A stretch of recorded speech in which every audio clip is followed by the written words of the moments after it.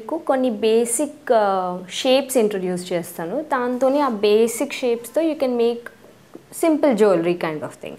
Normal మీకు కావాల్సిన colour combination of 3 mm minimum strips, glue or fabric glue or Fevicol, a tool, brush, board and mini mold.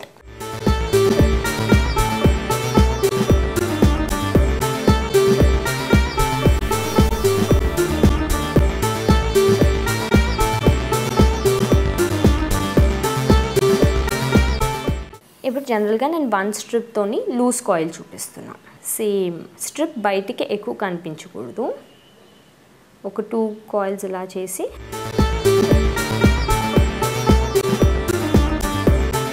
కాయిల్ని తీసుకొని వచ్చి ఈ బోర్డ్లో ఏ సైజులో పెడితే ఆ సైజ్ దాకా ఓపెన్ అవుతుంది. 3/4 స్ట్రిప్ ఇందులో పెట్టుకోవచ్చు. 1 స్ట్రిప్ ఇది, 1.5 స్ట్రిప్. మీకు ఆ కావాల్సిన కన్సిస్టెన్సీ ప్రకారం size of number of strips ఎక్కువ అవుతున్న ప్రకారం you can go for a bigger size of whole. ఇది బోర్డ్లో పెట్టిన తర్వాత అలా తీసి 1 minute వదిలేస్తే అది అలా సెట్ అయిపోతుంది. ప్రాపర్గా మనం కార్నర్కి స్టిక్ చేసుకోవాలి. అది తీసేటప్పుడు ఈ ప్రాబ్లం మోస్ట్ ఆఫ్ ది కేసెస్లో ఇలా స్ట్రిప్ బయటికి వచ్చేసే ప్రాబ్లం ఫేస్ చేస్తాము. అలాంటి కండిషన్లో నీడ్ నాట్ వర్రీ. సేమ్ అలా హారిజాంటల్ వర్టికల్ చూసుకుంటూ హ్యాండ్స్ మధ్యలో స్క్రోల్ చేసుకుంటూ మనకు కావాల్సిన డిస్టెన్స్ తీసుకొని కార్నర్కి లైట్గా ఫెవికాల్ పెట్టుకొని సేమ్ అలా స్టిక్ చేసేస్తాం. ఈ కాయిల్లో I have so many mistakes. ఈ స్టార్టింగ్లో బాగానే వచ్చింది, దాని తర్వాత గ్యాప్ వచ్చింది, దాని తర్వాత ఒక్క కాయిల్ వచ్చి మిగతాదంతా ఒక దగ్గరకు వచ్చింది. So these are like mistakes. ఇది డైరెక్ట్గా మీరు 2D క్విల్లింగ్ అనుకోండి, డైరెక్ట్గా షీట్ మీద స్టిక్ చేస్తే చాలా అగ్లీగా ఉంటుంది. కొన్ని కేసెస్లో మనం అన్ని కాయిల్స్ చేసుకొని పక్కన పెట్టేసుకుంటాం. ఆఫ్టర్ సమ్ టైమ్ అవి ఓపెన్ అయిపోతాయి, ఇలా అయిపోతాయి. అలాంటి కండిషన్స్లో కూడా take your coil in your hand, టూల్ని మళ్ళీ put it back in its original position, and I mean కొంచెం మీకు ఒక లైన్ లాగా ఉంటుంది, దానిలో టూల్ని పెట్టేసి మళ్ళీ సేమ్ మన నార్మల్ కాయిల్ లాగా స్క్రాల్ చేసుకోవాలి. ఎక్కువ ప్రెషర్ ఇవ్వకూడదు, సేమ్ అమౌంట్ ఆఫ్ ప్రెషర్తో రోల్ చేసుకోవాలి. దాని తర్వాత వదిలేస్తే see you have a proper coil. ఇదే లూజ్ కాయిల్లో ఇఫ్ సపోజ్ మనకు డిఫరెంట్ కలర్స్ కావాలనుకోండి, దీనికి నెక్స్ట్ కలర్ కాంబినేషన్ యాడ్ చేసుకొని సేమ్ ఫస్ట్ స్ట్రిప్స్ యాడ్ చేసుకుంటాం. ఈ లూజ్ కాయిల్స్కి మాత్రం తర్వాత యాడింగ్ అన్న పాయింట్ పెట్టుకోకండి.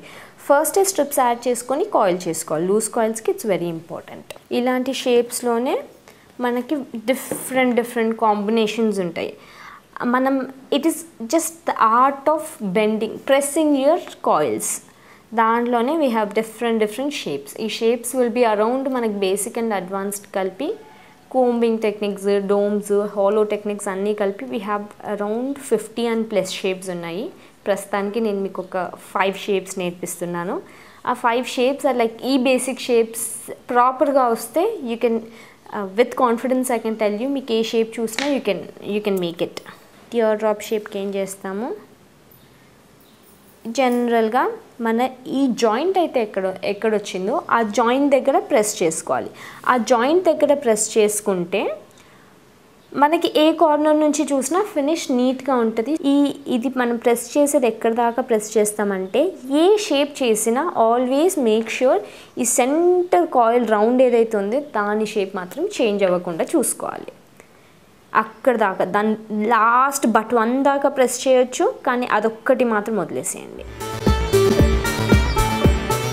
ఎంత ప్రాపర్గా ప్రెస్ చేసుకుంటే అంత నీట్గా వస్తుంది షేప్.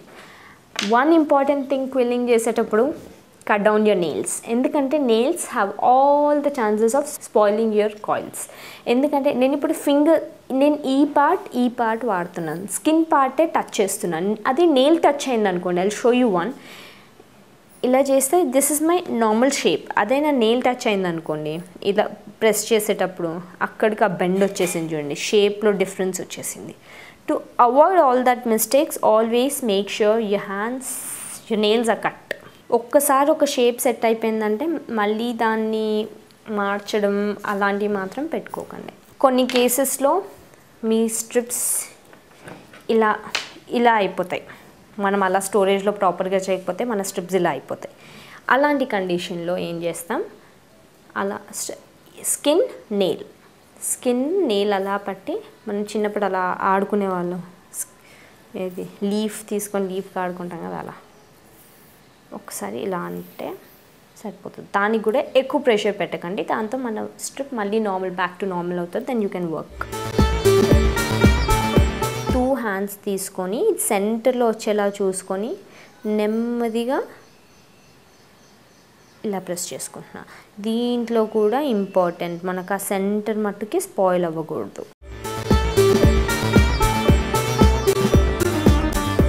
బెంట్ టియర్ డ్రాప్ చూపిస్తాను. అలా తీసుకొని మళ్ళీ ఆల్వేస్ ఇట్ ఈస్ విత్ మామిడి పింద షేప్ ఉంటుంది బెంట్ టియర్ డ్రాప్ అంటే. దీనికి ఏం చేస్తాము, ఈ స్కిన్ పార్ట్ని ఇక్కడ పెట్టి థంబ్ని అలా పెట్టి, ఇఫ్ అది మీకు కన్వీనియంట్గా లేకపోతే, if your fingers are fat, you can take some tool, ఇలా బెండ్ చేసుకుంటాం. ఏ షేప్ చేసినా సెంటర్ సర్కిల్ మట్టుకి చేంజ్ అవ్వకూడదు, అది ప్రెస్ అయిపోకూడదు టోటల్గా. This is one shape, bent tear drop.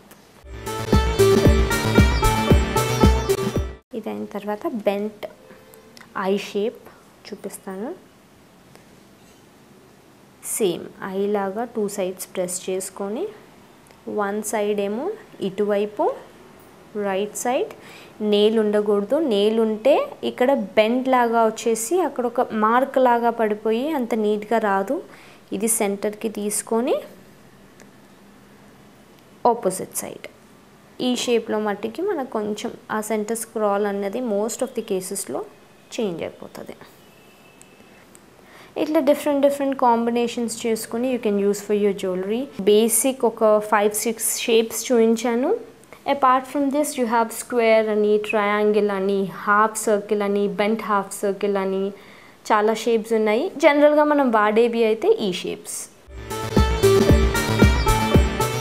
ఇంకా నెక్స్ట్ సెషన్లో I'll show you with few other shapes. For further details you can contact us on art and craft at Hobby Hub. Thank you.